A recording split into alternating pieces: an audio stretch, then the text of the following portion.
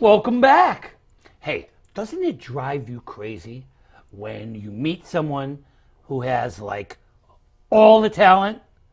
Well, our next guest is a triple threat. Not only is he an amazing book writer, he is an amazing songwriter, and he's an amazing musician.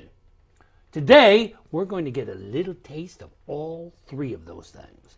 My name is Vin Dacquino.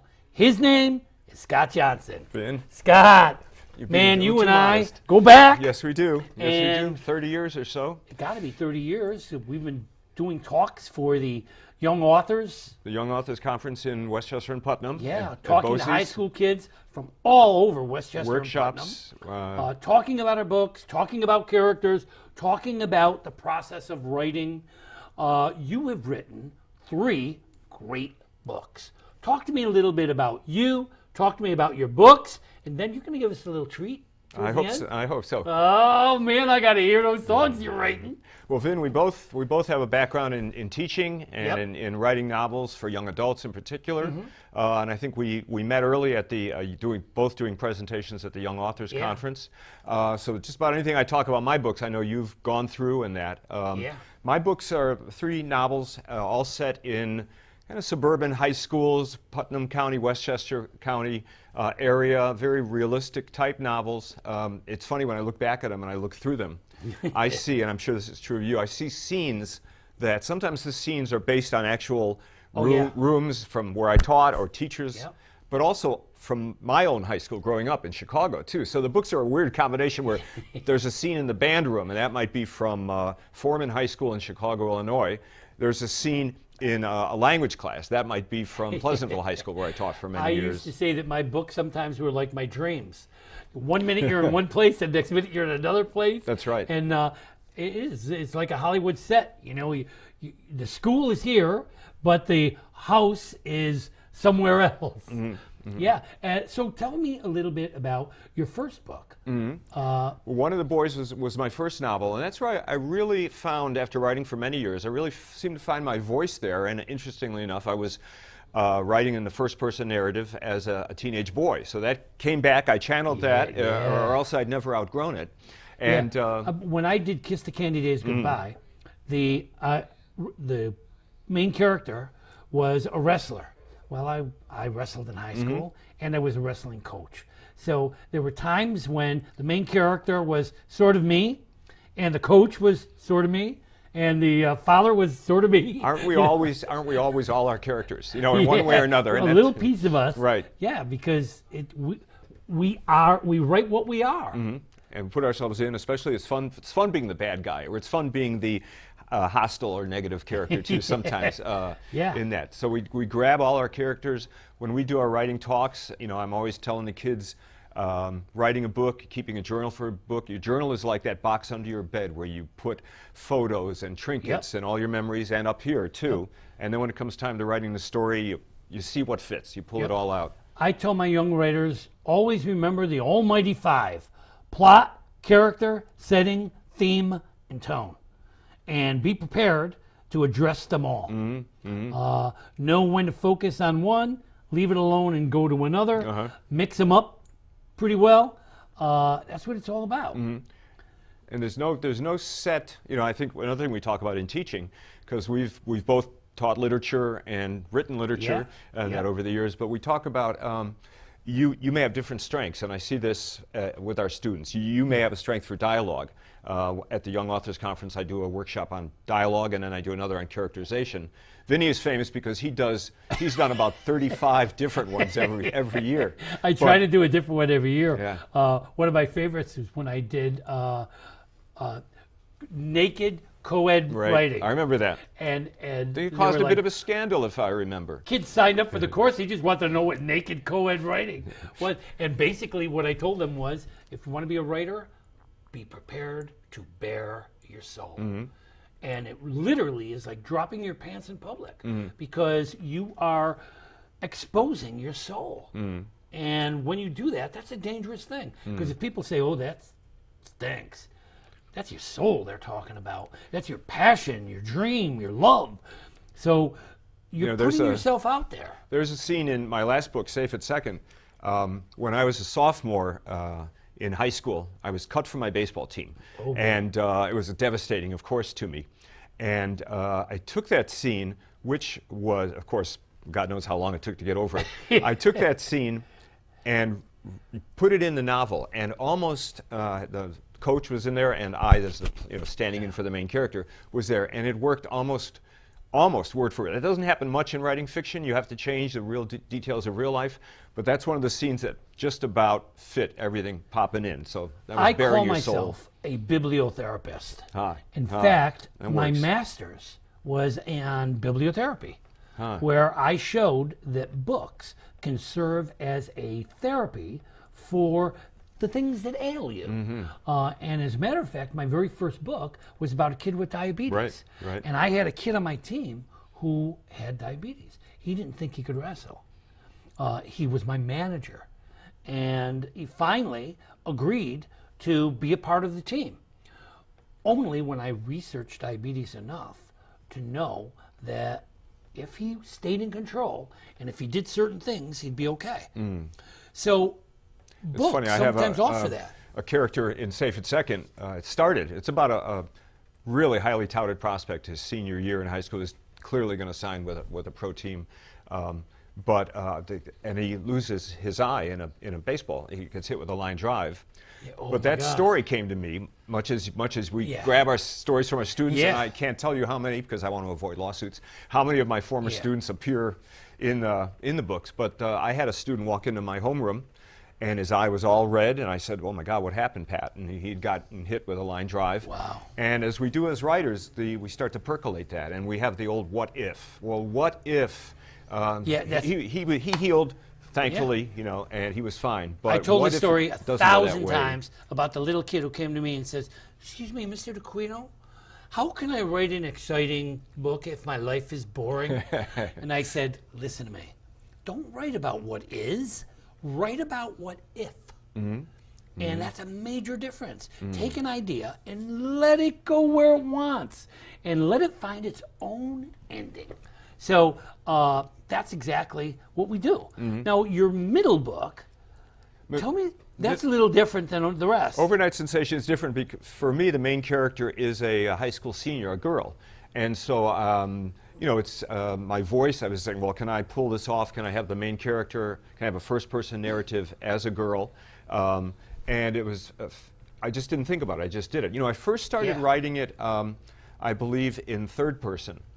And then it just didn't feel enough. It didn't work. And I went back you had to get into the character's head. After several, I went back to, I'd probably written 3 or 4 chapters, went back and started it as first person, and had to do a little research. There's a big scene with a prom in the book and everything.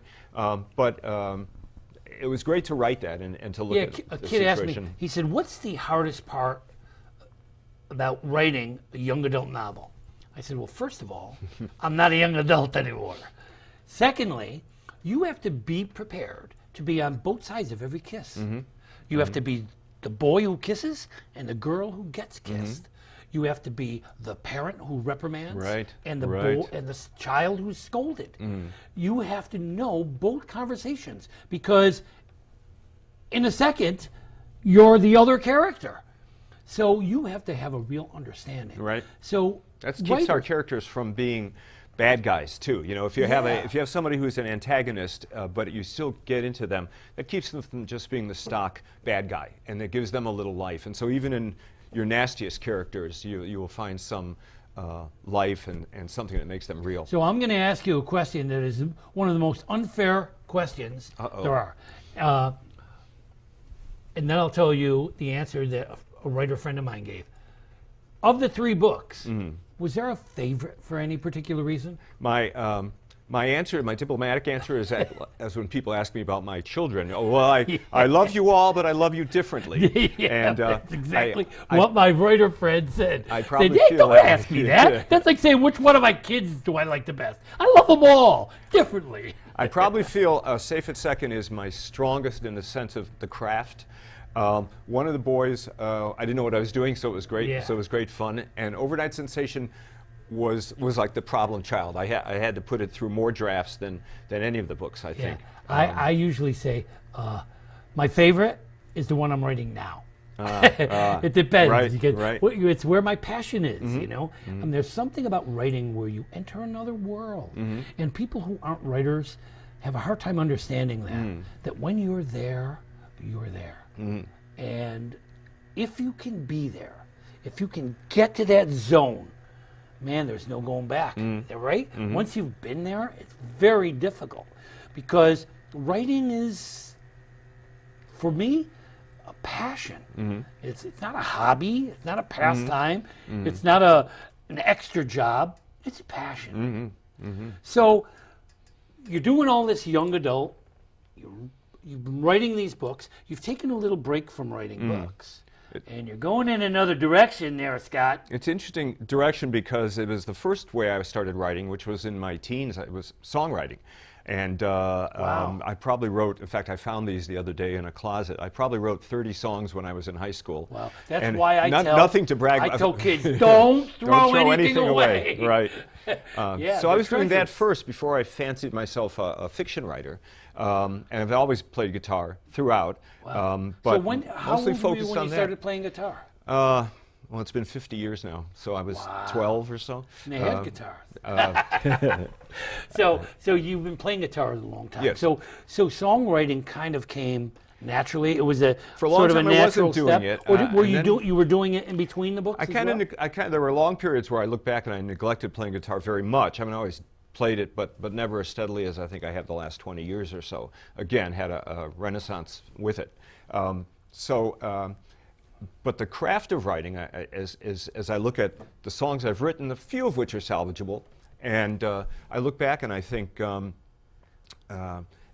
it's revision, it's craft, it's here's a line. You know how you'd walk down the street in Manhattan and you'd get an idea and you'd write it down for a novel or something? I tell my students always have a piece of paper or get your phone out and write down the idea that occurs to you. Because you say you're not going to forget. Yeah.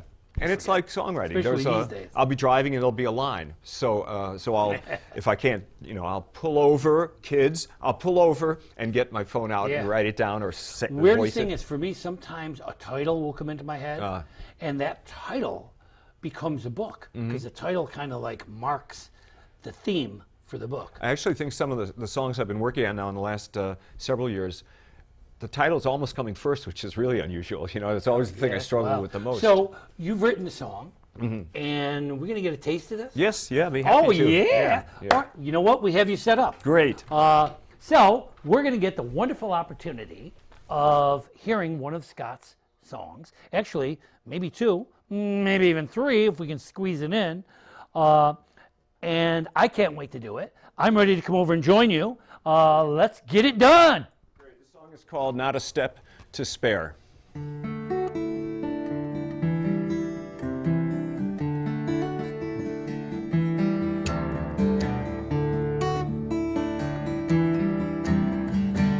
We're sitting up in the treetop, at least 25 feet high. Nothing but a tractor prowling by. Susan right there next to me, I can even see her smile. I know it's been some time, it's been a while. Slipping down a black branch hill, following a fisherman's light, losing each other after the night. Voices all through the wires don't help if I can't see her eyes. Still hanging up, I'm hypnotized. And so long I've been straining to make it through the day.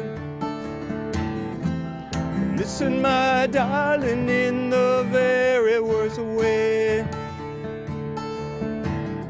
Love to see her hair shine red with the light. Listen to her loving words, snuggle up beside her at night.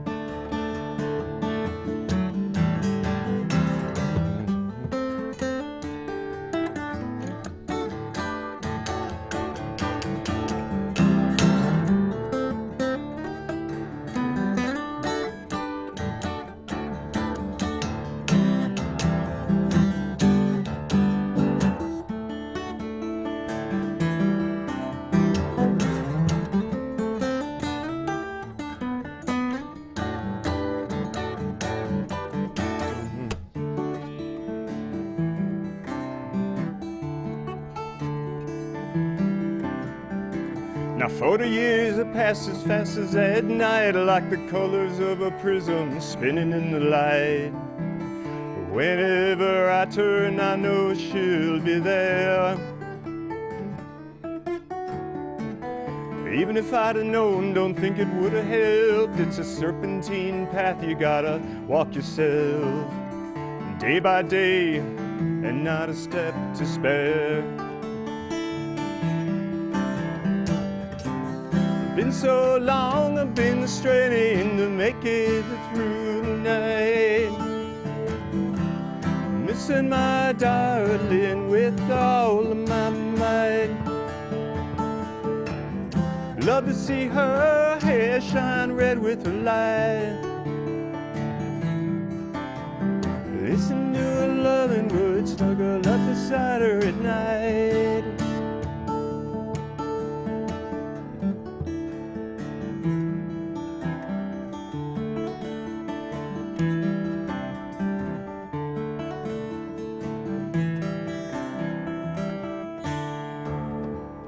Awesome! What inspired that song? Well, that song is for my wife, Susan. And wow. like a novel that takes many, like I was talking about Overnight Sensation taking many drafts, I started this song in the 70s, but it never quite finished. And it's just really this last year that I finished it. To me, it's a new, put in some licks here and there, put in a new verse. To me, it's like how a love grows over years. Wow. Well said. Yeah. All right, you have another song. This is a song that I hope is called "Jealous Man," and I had a friend who said, "Did you write that about me?" But and you say no. No, and it's not. It's actually about all of us. I'm hoping. Just want to get this last string here in shape. So I'm hoping we can all relate to it. Jealous Man. Jealous Man. You got it.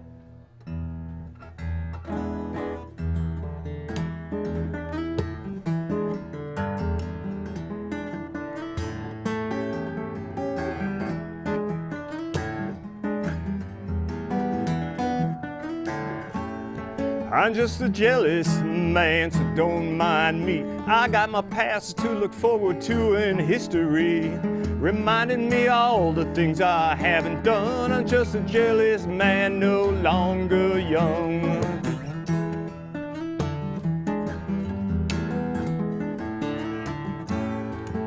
Spending hours brooding, counting the retreats, analyze my feelings, feed my conceit. Looking down the avenue called might have been. I'm just a jealous man who won't give in.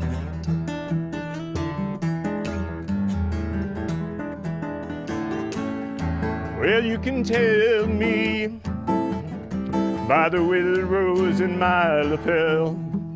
You can help me by finding me the simple thing that I do well.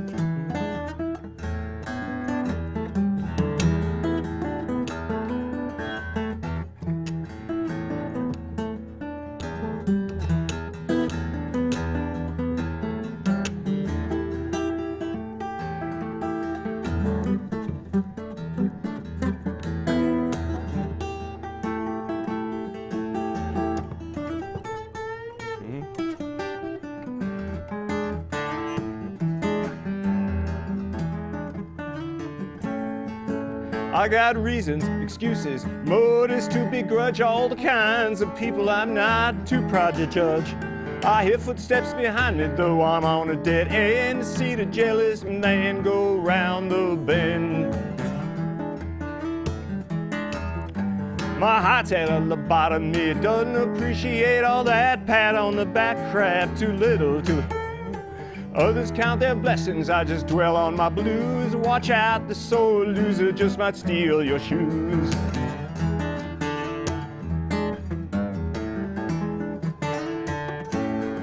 You can't tell me that anything will turn out right. I got blues for my mother, despair for my dad. I think I come to like this place resembling hell.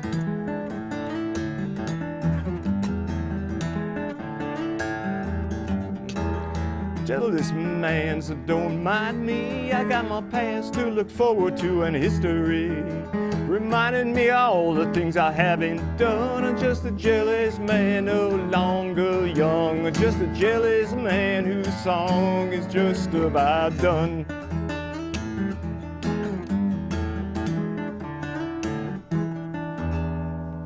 Whoa, very nice. Bottom line, what is a jealous man? Jealous man, I guess we all feel that way, one time or other. Yeah. And that's so like any character in a book. Like I was talking about how we have negative characters in our books who also channel who we are in, as well as the more positive, we think, characters. That I think we all have those emotions. So trying to capture that in a song. Wow. So, big question. You have 3 books. You have a bunch of songs. You're retired from teaching, as we both are. Yes.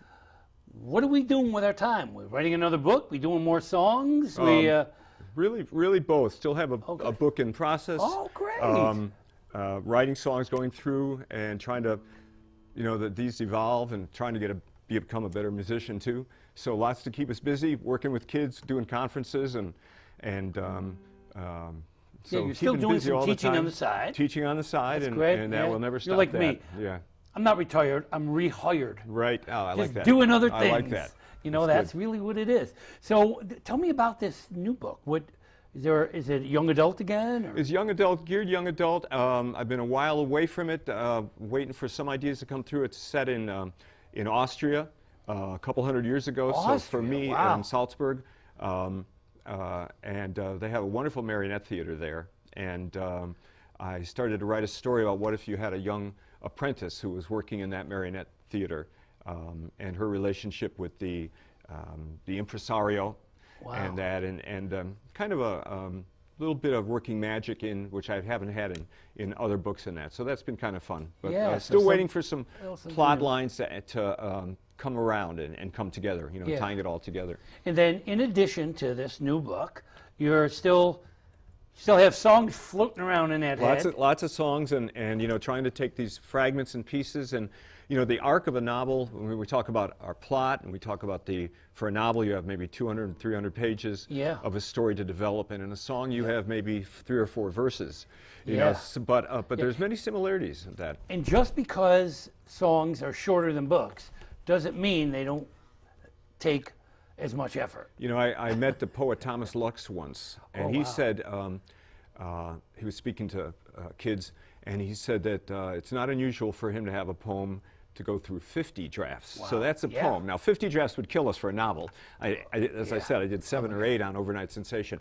But a song, the same thing, and you're never, you're always changing. Well, this lyric doesn't sound right. And works of art take passion and pain. Paintings you can't change too much, but songs you can, at least.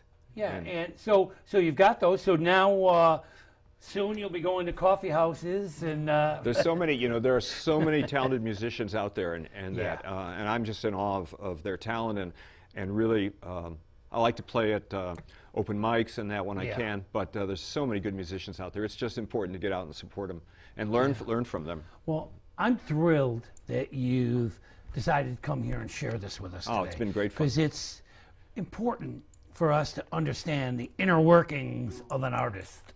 And you are truly an artist. Oh, thank I you, know you've done what I've done. We've written weekends and nights, and we kind of stole time from teaching and yet gave time to teaching, because after writing a book, you kind of see things differently. The ability to work with our kids, the ability to tell our kids, to bring really having done that and to share with them. Exactly, because you've been there. And when you talk to a kid about writing, you know what you're talking about because you've been in front of that computer. You've been in front of that computer with a blank screen and trying to pull that story out. You've been in front of that computer when you couldn't leave because it had you tied to that seat. Mm-hmm. Well, you have also written instrumental. Mm-hmm. And you have an instrumental that you're going to share with us. This is called Wright Avenue Rag. Wright Avenue is a major thoroughfare in Mahopac, New York, and here's this song is a tribute to it. All right, just before you start playing, So this song is based in Mahopac? Yes, it's called Right Avenue Rag. And I'm really influenced by a lot of ragtime and acoustic musicians, so I've tried to incorporate some of those feelings in the Do you in the have favorite musicians who have inspired you? Oh, I think, yes, probably too many to name. Acoustically, I've always loved the work of Jorma Kaukonen. He's in Hot Tuna. He was in Jefferson Airplane as an electric guitarist, but he's learned from musicians like Reverend Gary Davis and Blind Blake, musicians of the 20s and 30s, that as I listen to their scratchy, poorly recorded songs, I find such great licks and that. Right. Now, so this song, dedicated to anyone in particular? Or? Just Right Avenue. There you go. And trying to probably incorporate some of those old ragtime feelings in the song and some of the licks. We're going to play you right straight into the credits. Sounds good. I could not thank you enough. Thank you, Vinny. You're the best. Always a pleasure. Friendship for always, buddy. All righty.